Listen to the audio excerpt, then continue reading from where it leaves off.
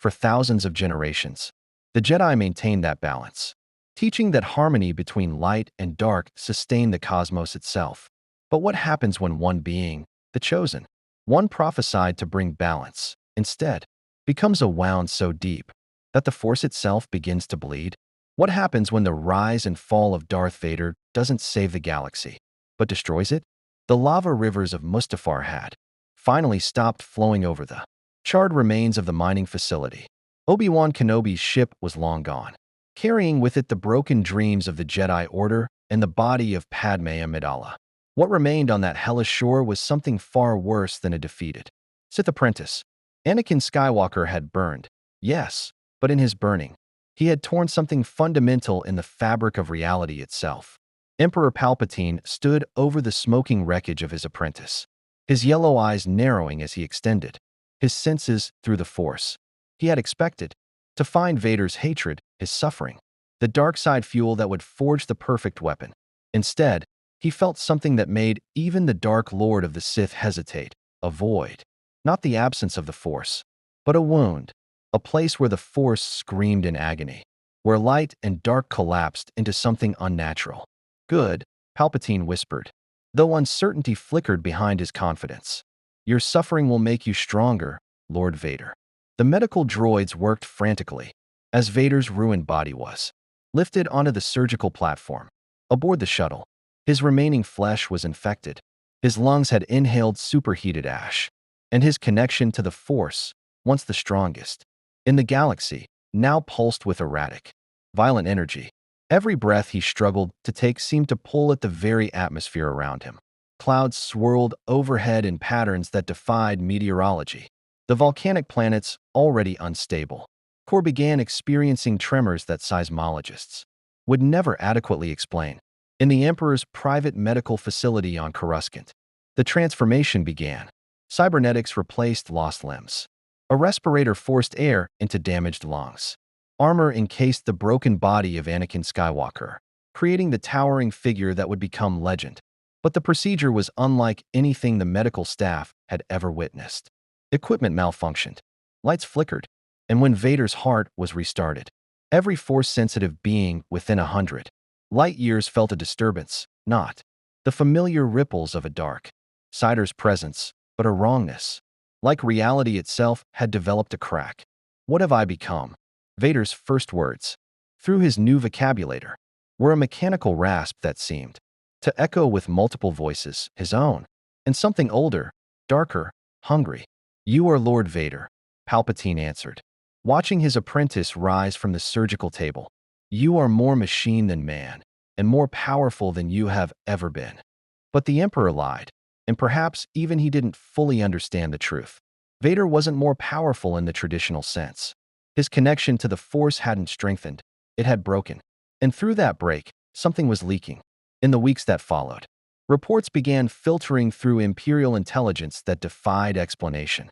Star systems near Mustafar reported anomalies, hyperspace lanes destabilizing, entire star freighters vanishing between jumps, navigation computers reading impossible coordinates. The Jedi Temple on Coruscant, now the Imperial Palace, developed cold spots where frost formed on ancient stone despite climate controls. Holocrons that had been dormant for centuries suddenly activated, screaming warnings in dead languages. Yoda, hidden on Dagobah in self-imposed exile, felt the disturbance most acutely. A wound in the Force, there is, he muttered to himself, his ancient eyes closing in concentration. Created by Skywalker's fall, yes. But healing, it is not. Growing, it is. On the Death Star's construction site above Geonosis, Vader stood alone in an observation chamber, watching welding droids assemble the station's superstructure. His new cybernetic hand clenched and unclenched as he reached out through the Force, trying to touch the galaxy as he once had, effortlessly, instinctively, with the natural grace that had made him the greatest Jedi of his generation. Instead, he felt only pain, not physical pain. The suit managed that with a constant cocktail of medications and neural dampeners. This was deeper. Every time he drew on the Force, he felt the galaxy flinch, as if his very presence caused suffering to the cosmic fabric itself. Lord Vader, an Imperial officer, approached cautiously. The Emperor requests your presence on Coruscant. There have been incidents. Vader turned, his cape swirling with emotion that seemed to pull shadows with it. What kind of incidents? Agricultural worlds in the expansion region, my lord. Their stars are experiencing unusual solar flare activity. Billions are at risk of radiation exposure. The scientists can't explain it. But the officer hesitated, then continued with obvious fear. They began shortly after your last meditation session in the Imperial Palace. For a moment, just a flicker, Vader felt something he thought had burned away on Mustafar. Fear. Not fear of death or the Emperor's wrath, but fear of what he had become. Fear that in his quest for power to save Padme, he had become something that could only destroy. Tell the Emperor, Vader said slowly, his vocabulary unable to mask the tension in his words, that I am coming.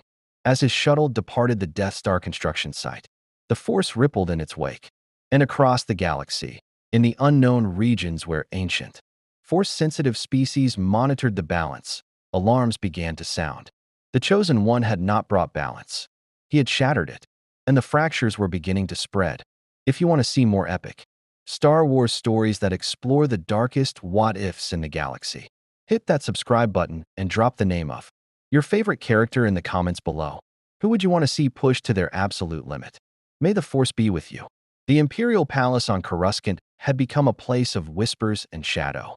Senators who once walked its halls with arrogant confidence now hurried through corridors with their heads down, as if afraid that lingering too long might draw the attention of something hungry. The Emperor's throne room, perched at the apex of the former Jedi Temple, had always been a place of carefully cultivated dread. Now it radiated something worse, instability. Darth Vader knelt before his master, his respirator the only sound in the vast chamber. Palpatine circled him slowly, yellow eye studying his apprentice with an expression that mixed satisfaction and concern in equal measure. The dark side had always been Palpatine's tool, his weapon, something he controlled with the precision of a master craftsman. Vader's presence now felt like holding a thermal detonator with a corroded timer. Powerful, yes, but unpredictable. Rise, Lord Vader, the Emperor commanded. Tell me what you feel. Vader stood, his towering frame casting a shadow that seemed to stretch farther than the light warranted. I feel the dark side, my master. Its power flows through me. Does it? Palpatine moved to the viewport, gazing out at Coruscant's endless cityscape. Or does it flow from you? There is a difference, my apprentice. The dark side is a river we channel. But you, he paused, choosing his words carefully. You have become a dam that is cracking. I do not understand. Then allow me to illuminate you. Palpatine gestured, and a holographic display activated, showing star charts of the expansion region. Red markers indicated dozens of systems. In the past 2 months, 17 agricultural worlds have experienced catastrophic stellar events. Solar flares, coronal mass ejections, radiation bursts that have sterilized entire hemispheres.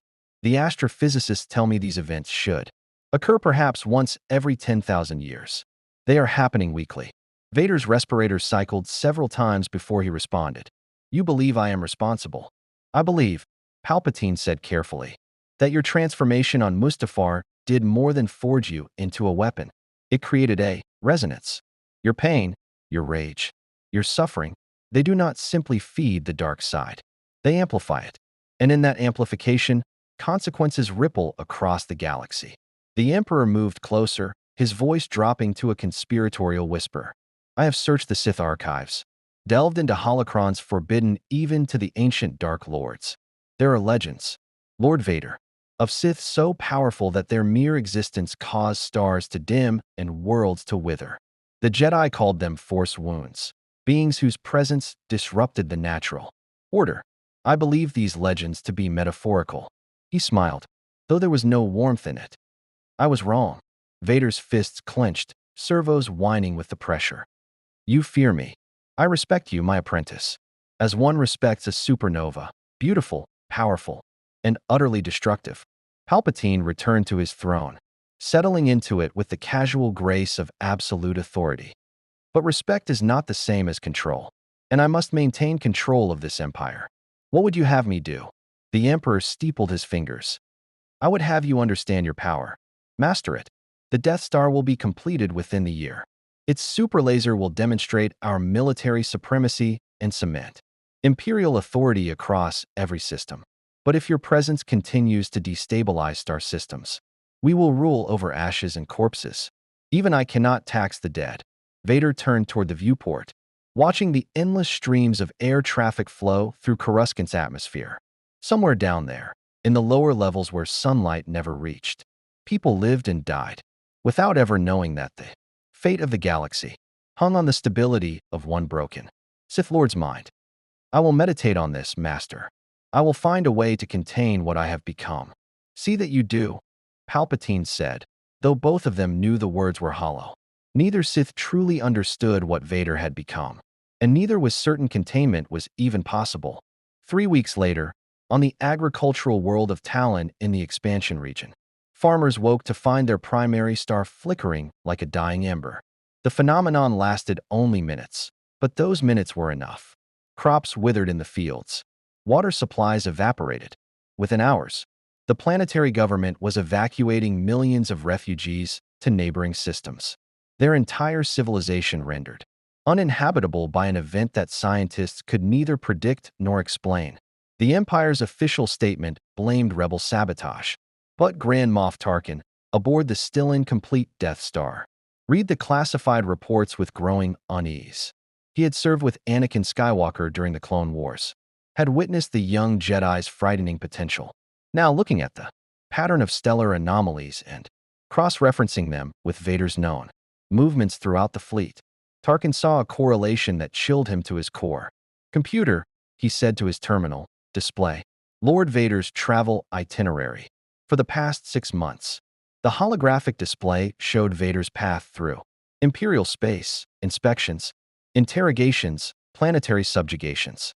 Tarkin overlaid it with the star system anomalies. The match was nearly perfect. Wherever Vader went, within days or weeks, nearby stars began dying. Tarkin deleted the analysis immediately. Some knowledge was too dangerous to possess, even for a Grand Moff. But he made a mental note. Keep Vader away from vital Imperial holdings.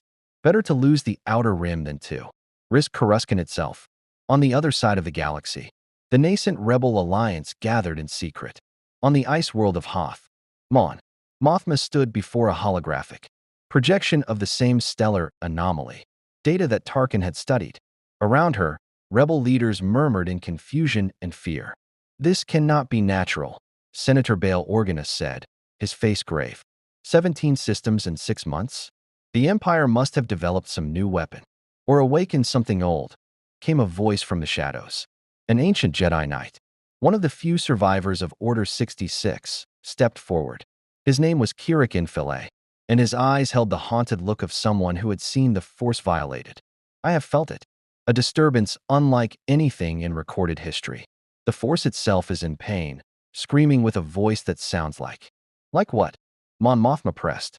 "Like Anakin Skywalker," the Jedi whispered. "Like the Chosen One.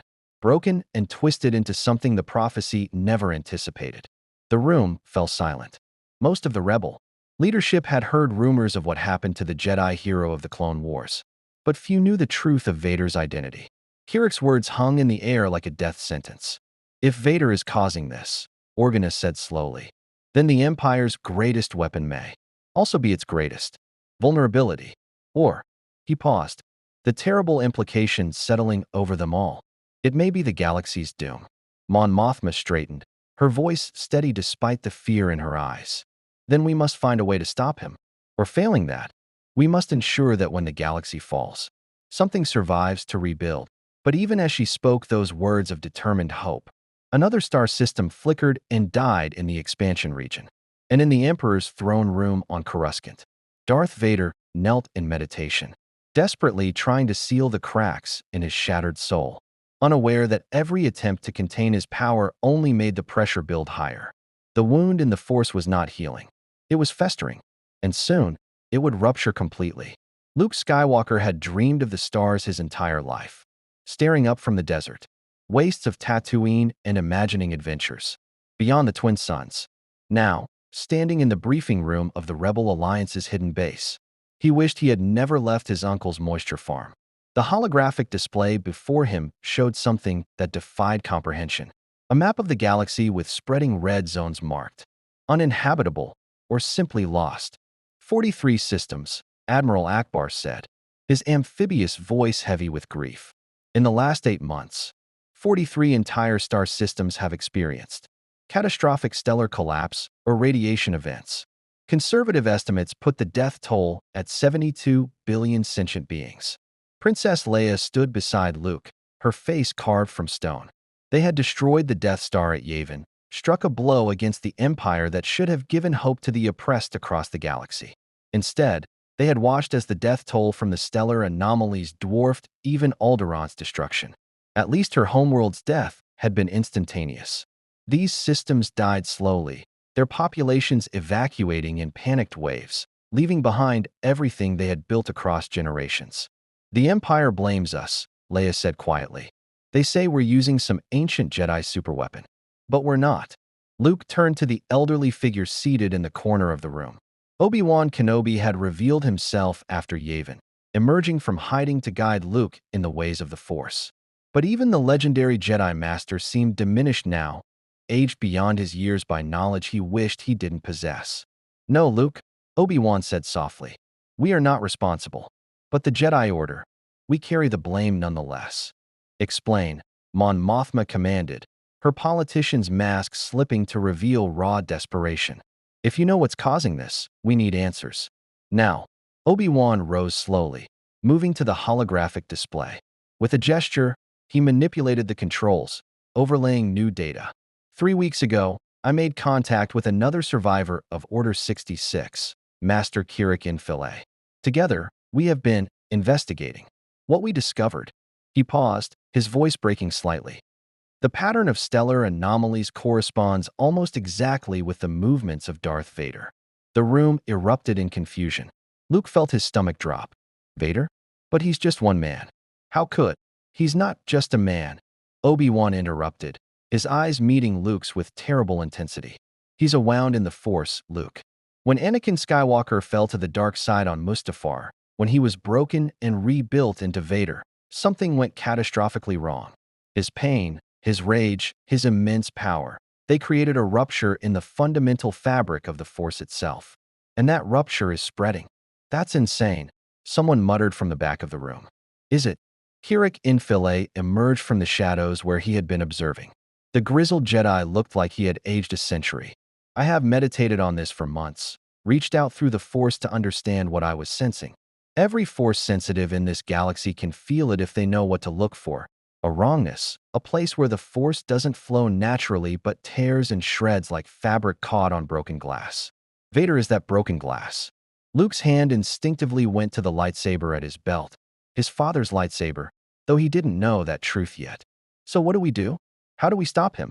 That, Obi-Wan said grimly, is the question that may determine whether this galaxy survives the next year. The discussion raged for hours. Military strategists proposed assassination attempts, though no one could suggest how to kill someone who was apparently destabilizing reality itself. Diplomatic voices suggested negotiation with the Emperor, warning him of the danger his apprentice posed. The more radical elements wanted to accelerate the war, hoping that Vader's death in battle might seal the wound. Luke listened to them all, but his mind kept returning to something Obi-Wan had said during his training. The Force flows through all living things. It binds the galaxy together. If Vader was a wound in that binding force, then killing him might not seal the rupture. It might tear it wide open. What if we're thinking about this wrong? Luke said suddenly, his voice cutting through the debate. The room fell silent, dozens of eyes turning to the young pilot who had destroyed the Death Star. What if Vader isn't the disease? What if he's a symptom? Explain yourself, Commander Skywalker, Mon Mothma said, using his newly granted rank.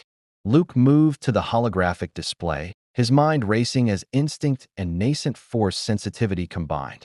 Master Kenobi said Vader is a wound in the Force. But wounds can heal, right? The problem is that this one isn't healing, it's getting worse. Why? Because Vader continues to use the dark side. Kirik answered. Every time he draws on his power, he widens the rupture. Exactly. So the solution isn't to kill him. It's to— Luke struggled for the words, to help him stop. to heal him. The silence that followed was deafening. Then someone laughed, a harsh, bitter sound. Heal Darth Vader? The man who has slaughtered thousands? Who serves the Emperor? You're suggesting we save the monster who's destroying the galaxy. I'm suggesting we save the galaxy by healing the wound. Luke shot back, surprising himself with the conviction in his voice. If we kill Vader while the rupture is this bad, we might make it worse. But if we can help him, if we can turn him back from the dark side, reconnect him to the Force properly, maybe the wound can close. Obi-Wan stared at his young student with an expression mixing pride and heartbreak. Luke, what you're suggesting? Vader is not some misguided fool who can be reasoned with. He is the dark side personified. The man he was, Anakin Skywalker, died on Mustafar. Did he? Luke challenged. Or is he still in there, suffering? And his suffering is what's killing the galaxy? You taught me that the Force is life itself. How can we save life by choosing death? Leia placed a hand on Luke's shoulder, her voice gentle but firm. Luke, I admire your compassion. But my entire planet died on Vader's watch. Billions of people, including my parents. I can't. I won't. Waste resources trying to redeem a monster while the galaxy burns. Then what do you suggest? Luke asked, meeting her eyes. We find a way to kill him, Leia said simply. Quickly, cleanly, and we pray that the Force can heal itself once he's gone. It's not justice. It's not mercy. But it's practical. The debate continued, but Luke found himself drifting away from it. His mind pulled elsewhere. Through the Force, still clumsy, still untrained, he reached out, trying to sense this wound that everyone spoke of. And he felt it. A cold spot in the warmth of the living Force. A place where light and dark collapsed into something neither and both. And within that wound, he felt pain. Endless, screaming, unbearable pain. He's not a monster, Luke thought. He's suffering. And his suffering is contagious. In the Emperor's palace on Coruscant, that same moment, Darth Vader stood alone in his meditation chamber. The room was Spartan, designed to isolate him from distractions while he sought control over his fractured connection to the Force. But tonight, for the first time in months, he felt something unexpected, another presence reaching out to him through the Force. Young, untrained, but powerful. And beneath the power, something Vader hadn't felt directed at him since. Padme's last moments, compassion. Vader's hand clenched, crushing the armrest of his meditation throne. Who dares? He whispered into the darkness. But the presence was gone, leaving only a lingering warmth that felt like sunlight on skin he no longer possessed. And for just a moment, just a heartbeat, the wound in the Force trembled. Not growing, not shrinking, just pausing. In that pause, 3-star systems that had been flickering on the edge of collapse stabilized. Scientists would record it as an inexplicable solar phenomenon. The rebels would mark it as a temporary reprieve. And the Emperor, watching through his web of dark side perception, would recognize it for what it truly was, a crack in his perfect weapons armor. So, Palpatine murmured from his throne room. Someone has found a way to reach my apprentice.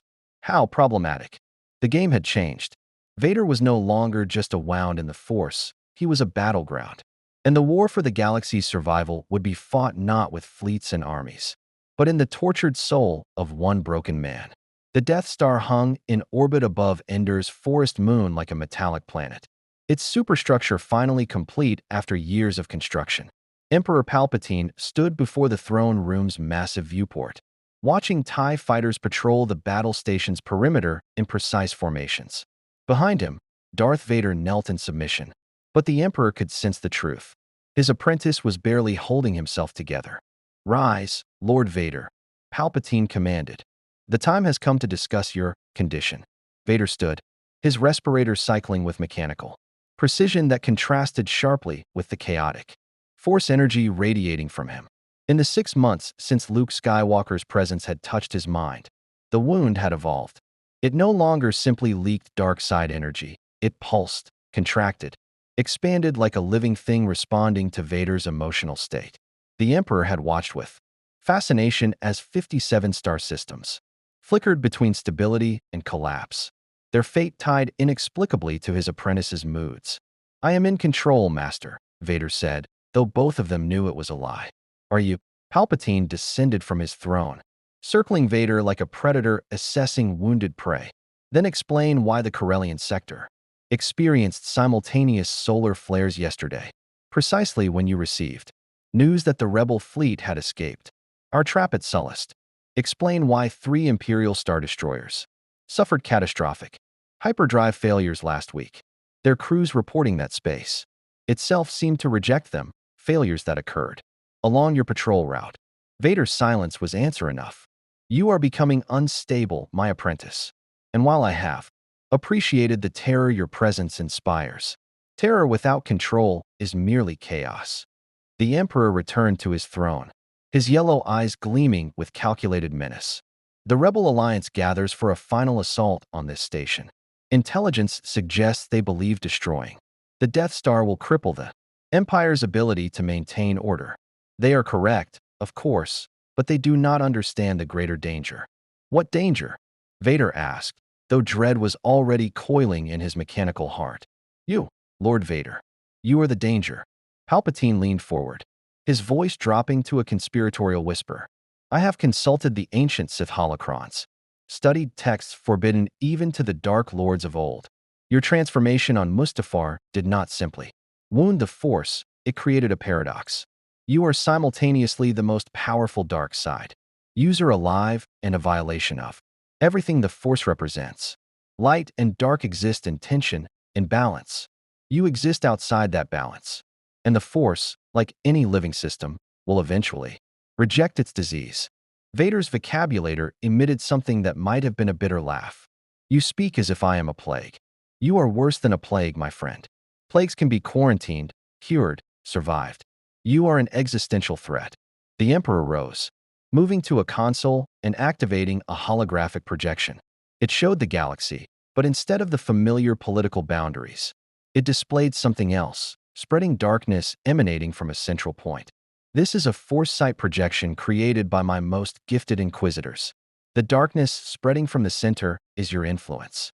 Within a year, at current rates, the wound you carry will have corrupted the Force itself across 1/3 of the galaxy.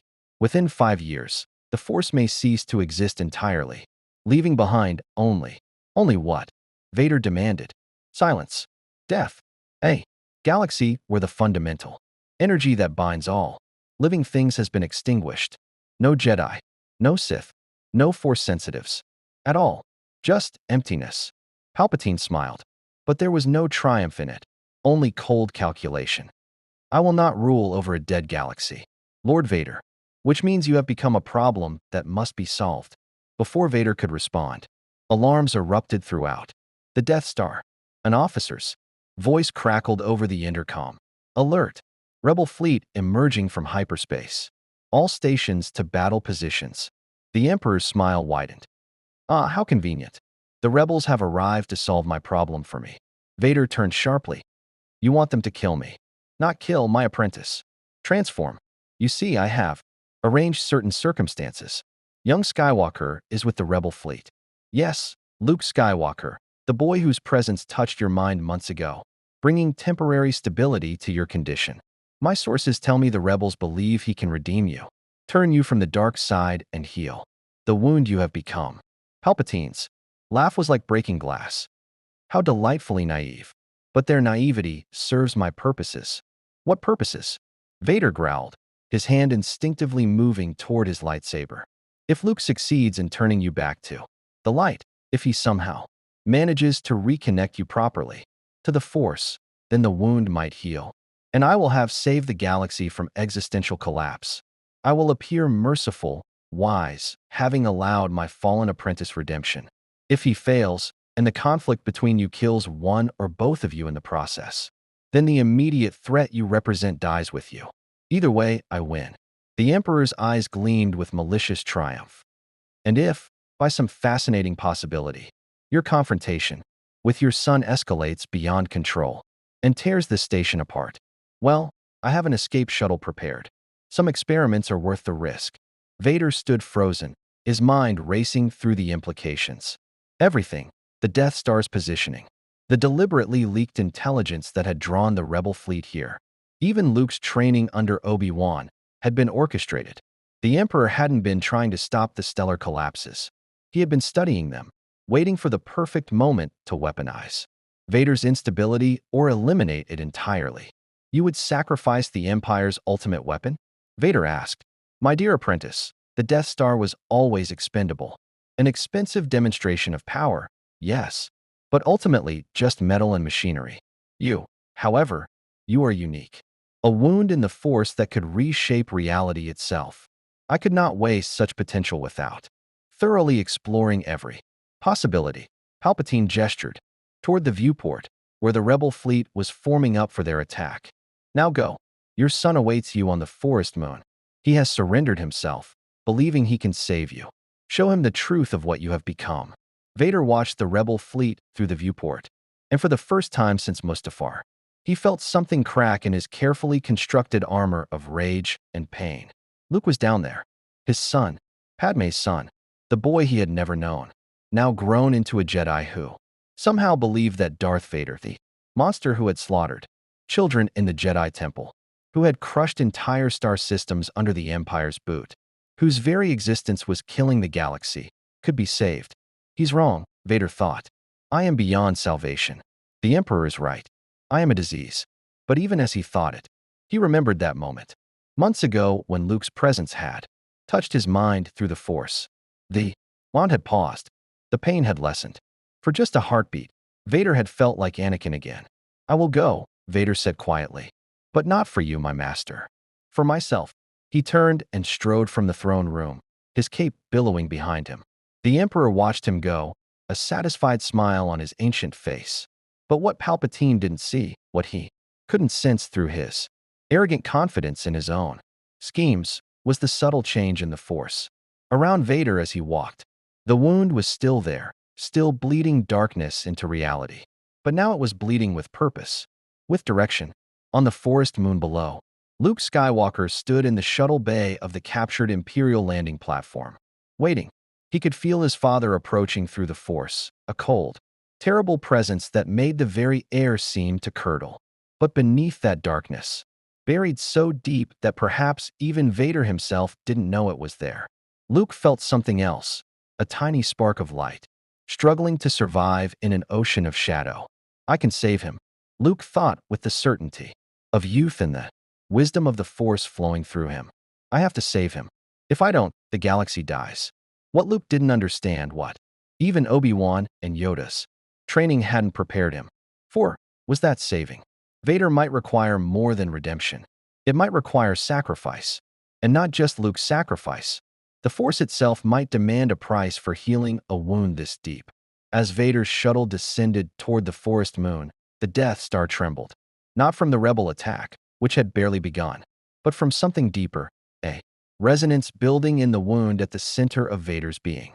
The Force was gathering itself, preparing for a confrontation that would determine not just the fate of the Empire, but the fundamental nature of reality in the galaxy far, far away. And in his throne room, Emperor Palpatine felt it too. For the first time in decades, doubt flickered across his features. What if he had miscalculated? What if this confrontation didn't solve the problem of Vader's instability, but rather triggered something far worse? Too late to stop now, he murmured to himself, watching the battle unfold. The die is cast. Let us see if the galaxy survives. What comes next? The throne room of the Death Star had become an arena where the fate of the galaxy would be decided, not through military might or political maneuvering, but through the struggle of one broken soul suspended between light and darkness. Luke Skywalker stood defiant before the Emperor, his lightsaber ignited, green blade humming with righteous fury. Darth Vader circled slowly, his own crimson blade casting blood-red shadows across the polished black floor. Young Skywalker, Emperor Palpatine crooned from his throne. You have brought yourself and your father here exactly as I foresaw. Now witness the power of the dark side and the futility of your compassion. Luke had tried. For hours, he had spoken to his father, pleading with the man behind the mask. He had felt Anakin Skywalker stirring within Vader's mechanical shell, felt the conflict tearing at his father's soul. But every moment of that internal struggle had consequences that neither of them could see. Reality itself was beginning to fracture around them. Through the viewport, the space battle raged. Rebel fighters darted between star destroyers like insects around giants. The Death Star's super laser charged for another devastating shot. But something was wrong with the very fabric of space. TIE fighters vanished mid-flight. Not destroyed, but simply ceasing to exist. Sections of Star Destroyers phased in and out of reality. Rebel pilots reported their instruments showing impossible readings. Coordinates that couldn't exist. Hyperspace lanes leading to nowhere. The wound was rupturing. "Father, please," Luke shouted, blocking another of Vader's strikes. The clash of their lightsabers sent sparks cascading across the floor. "I can feel the good in you. The conflict. You don't have to do this. You don't understand what you're asking." Vader's voice was raw, his vocabulary straining to contain the emotion beneath. "Every moment I hesitate, every second I allow myself to feel, the wound spreads. I am killing the galaxy, Luke. The Emperor is right. I am a disease that must be purged." With a surge of dark side fury, Vader drove Luke back, their blades locked. Through the Force, Luke could feel his father's anguish. Not just emotional pain, but physical suffering as the Force itself screamed in protest at his existence. Vader wasn't just wielding the dark side. He was drowning in it. And every stroke of his lightsaber pulled more darkness from the wound, spilling it into reality like poison from an infected abscess. "Then let me heal you." Luke broke the blade lock, spinning away and deactivating his lightsaber. He threw the weapon aside, his voice echoing through the throne room. "I won't fight you, Father. If the only way to save you is to trust in the Force completely, then that's what I'll do. Strike me down if you must, but I will not turn." Emperor Palpatine rose from his throne, his face twisted with glee. "Foolish child. You think your sacrifice will redeem him? You understand nothing." He raised his hands, and lightning, pure, unfiltered dark side energy, erupted from his fingertips, striking Luke with devastating force. Luke screamed, his body convulsing as electricity tore through him. But this wasn't ordinary Force lightning. The Emperor was channeling power through the wound in Vader's being, amplifying it, using Luke's pain as a catalyst to force Vader into a final choice: embrace the darkness completely and become the ultimate weapon, or allow his son to die. Vader stood frozen, watching his son suffer. Through the Force, he felt Luke's life fading, felt the boy's unwavering faith even in the face of death. And in that moment, Anakin Skywalker, the man who had turned to the dark side to save the ones he loved, who had burned on Mustafar and been reborn as a monster, made a choice. "No," Vader whispered. Then louder, "No." He seized the Emperor with his mechanical hands, lifting the ancient Sith Lord high above his head. Palpatine's lightning ceased striking Luke and redirected into Vader's body, coursing through his cybernetics, overloading every system. The Emperor's face contorted with rage and fear as he unleashed everything he had.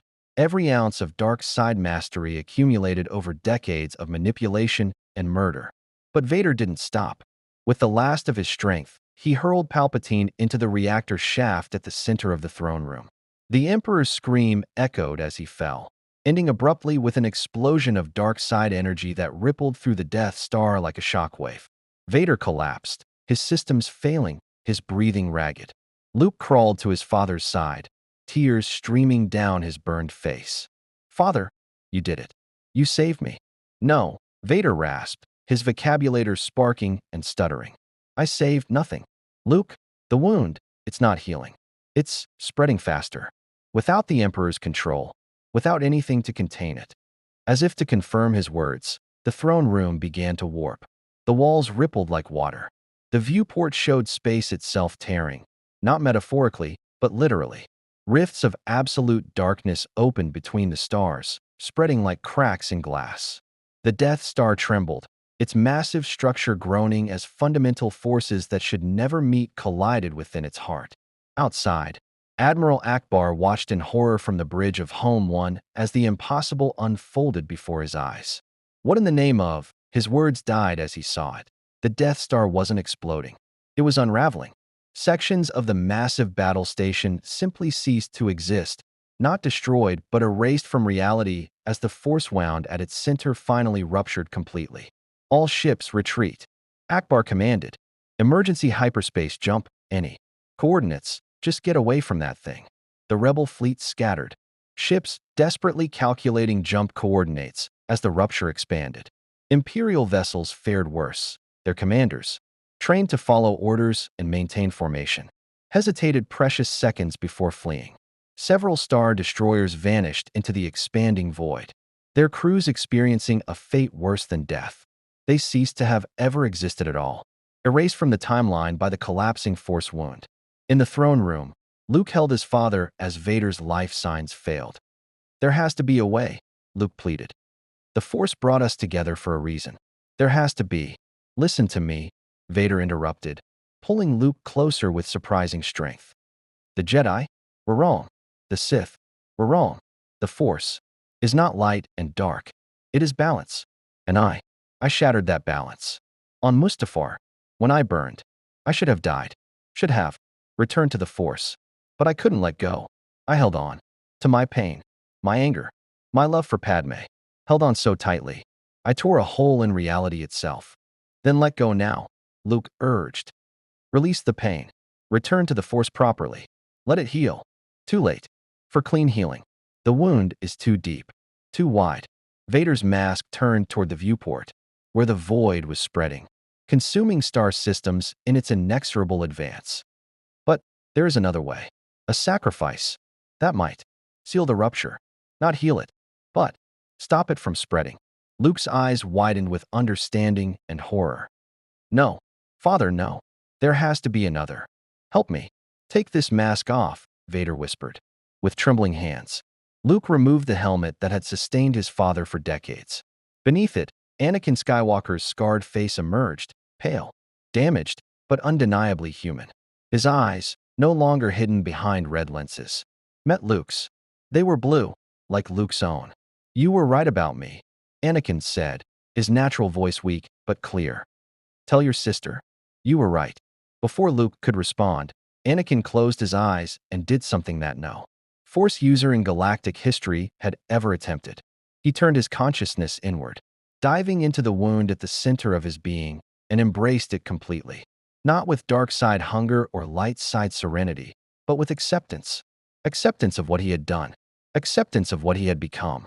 Acceptance that some mistakes were too vast to be forgiven, only contained. The Force screamed. Luke felt it through every fiber of his being, his father's consciousness expanding, filling the wound, becoming the wound. Anakin Skywalker was no longer trying to use the Force or control it. He was offering himself as a living seal, his very soul becoming the barrier between reality and the void he had created. "Luke, go," Anakin breathed. Now, Luke wanted to stay, wanted to hold his father until the end. But he understood what Anakin was doing and why it required solitude.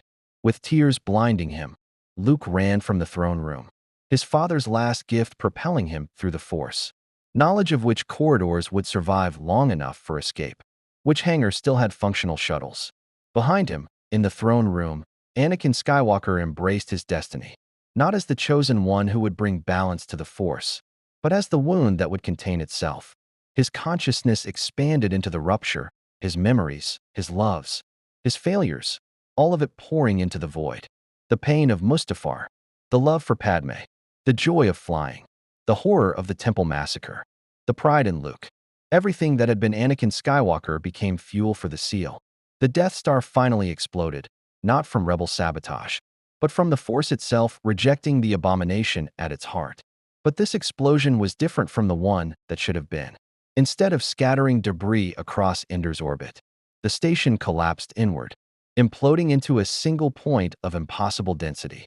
A Force singularity, a scar in reality where Anakin Skywalker had once existed, now serving as an eternal prison for the wound he had created. Luke's shuttle cleared the blast, radius seconds before the implosion reached its peak. He watched through the viewport as his father's sacrifice sealed the rupture, preventing it from consuming the galaxy. The spreading void halted, then slowly began to contract, pulled back into the singularity like blood returning to a closing wound. But the cost. The Emperor was dead. Vader was gone.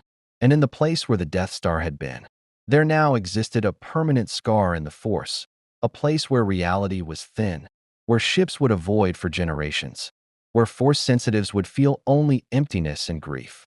The galaxy had been saved from immediate extinction, but it would never be the same. The Force itself had been permanently altered, wounded in a way that would take millennia to truly heal.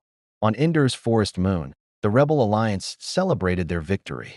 They believed they had destroyed the Death Star through military action, never understanding the cosmic horror that had been averted. Only a handful knew the truth: Mon Mothma, Leia Organa, and the surviving Jedi who had felt Anakin's final sacrifice ripple through the Force. Luke landed his shuttle among the celebrating Ewoks and rebels. But he couldn't join their joy. He had saved his father's soul. Yes, given Anakin Skywalker the redemption he sought. But the price had been absolute. His father would exist forever as a living seal, his consciousness trapped in eternal vigilance, preventing the wound from reopening.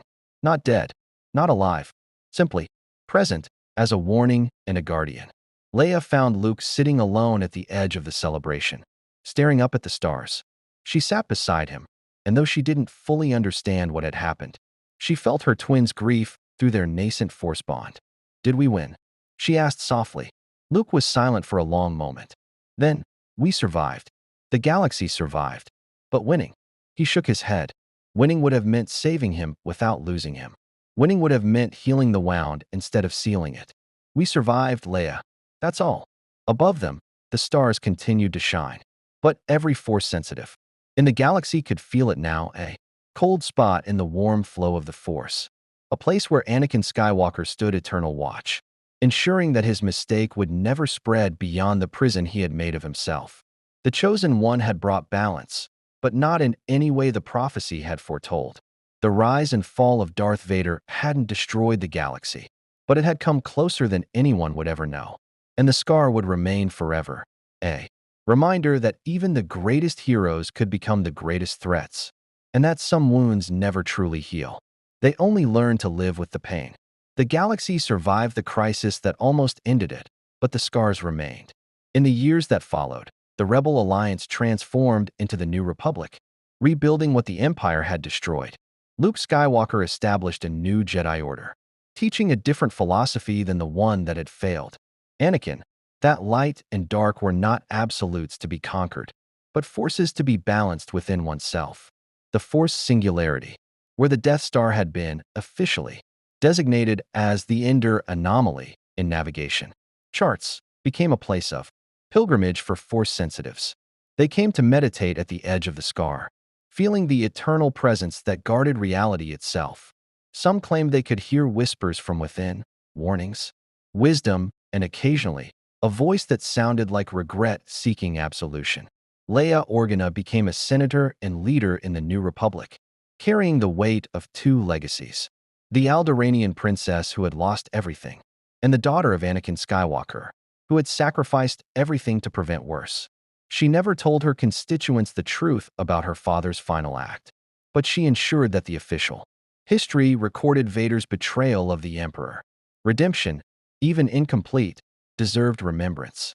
Luke often wondered if his father had truly found peace in his eternal vigil, or if the sacrifice had condemned him to endless suffering. But whenever doubt threatened to overwhelm him, he would feel it through the Force, a warmth, faint but unmistakable, like a hand on his shoulder. Anakin Skywalker was watching, not just the wound, but his children, ensuring that his mistakes would never be theirs to bear. The prophecy of the Chosen One had been fulfilled, though not as the Jedi had expected. Anakin had brought balance, not by destroying the Sith or elevating the Jedi, but by becoming the living equilibrium between existence and void, forever holding back the darkness his own fall had created. The Force was scarred, yes, but it endured. And in its endurance, there was hope.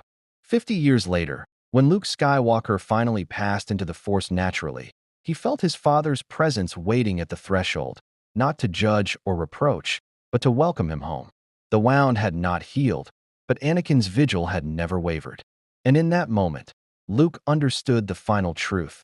His father had not been destroyed by his rise and fall. He had been transformed, becoming something the galaxy needed more than a hero or a villain, a guardian standing eternal watch at the edge of oblivion, ensuring that tomorrow would always come. The galaxy far, far away continued to turn, carrying within it a scar that would never fade and a sacrifice that would never be forgotten. The rise and fall of Darth Vader had not destroyed the Star Wars galaxy. It had saved it, and the price of that salvation would echo through the Force for all eternity.